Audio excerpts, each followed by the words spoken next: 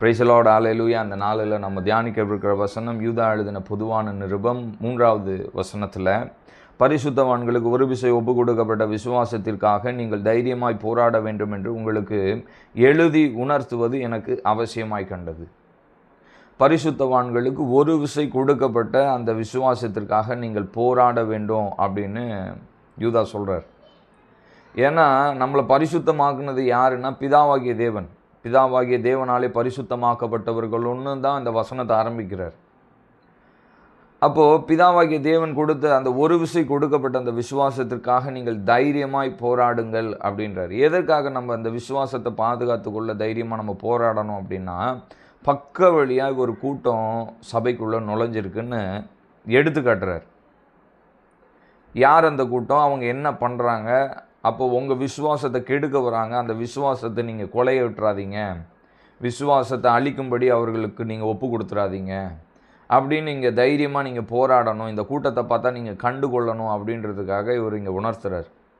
யார் அந்த கூட்டம், அவங்க என்ன பண்ணுறாங்க அப்படின்னா, நமது தேவனுடைய கிருபையை காம விகாரத்துக்கு ஏதுவாக புரட்டி ஒன்றான ஆண்டவராகிய தேவனையும் நம்முடைய கர்த்தராகிய இயேசு கிறிஸ்துவையும் மறுதலிக்கிற பக்தியற்றவர்களாகிய சிலர் பக்கவழியாய் நுழைந்திருக்கிறார்கள். இவங்க கிருபையை காம விகாரத்துக்கு ஏதுவாக புரட்டி பிரசங்கம் பண்ணுற ஆளுங்க. நாங்கள் எத்தனை வாட்டி பாவத்தில் விழுந்தாலும் காம விகாரத்தில் விழுந்தாலும் ஆண்டவருடைய கிருபை எங்களை பாதுகாக்குதுன்னு சொல்லி கள்ளத்தனமான ஊழியத்தை செய்கிற ஒரு கூட்டம் அப்படின்னு வசனம் சொல்லுது. ஒன்றான ஆண்டவராகிய தேவனையும் நம்முடைய கர்த்தராகிய இயேசு கிறிஸ்துவையும் மறுதலிக்கிற பக்தியற்றவர்கள் கூட்டம் சிலர் பக்க வழியாய் நுழைஞ்சிருக்கிறாங்க. அதனால் உங்கள் பரிசுத்தவான்களுக்கு ஒரு விசை ஒப்பு கொடுக்கப்பட்ட அந்த விசுவாசத்திற்காக நீங்கள் தைரியமாக போராடணும். இந்த கூட்டத்தை பார்த்தா நம்ம அடையாளம் கண்டுபிடிக்கணும், அவங்க என்ன சொன்னாலும் நம்ம கேட்கக்கூடாது, நல்லா புரிஞ்சிருக்கணும், நமக்கு வசனம் என்னன்னு தெரிஞ்சிருக்கணும்.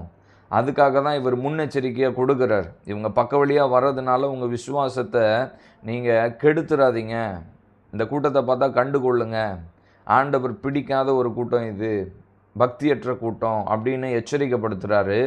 அவர்கள் இந்த ஆக்கினைக்குள்ளாவர்கள் என்று பூர்வத்திலே எழுதியிருக்கிறது. இப்படிப்பட்டவங்க எப்படியும் ஆக்கினைக்குள்ளாக தீர்க்கப்படுவார்கள் அப்படின்னு எழுதியிருக்கு. அதனால் நீங்கள் எச்சரிக்கையாக இருங்கன்னு ஆண்டவர் யூதாவை கொண்டு நம்மளை எச்சரிக்கிறார். இந்த கடைசி காலத்திலும் நாம் இப்படி ஒரு கூட்டத்தை பார்க்குறோம் அப்படின்னா, எச்சரிக்கையாக நம்ம ஆத்மாவுக்காக நம்ம விசுவாசத்துக்காக ஒரு போராட்டத்தை நம்ம போராடணும். ஹல்லேலூயா, பிரைஸ் தி லார்ட்.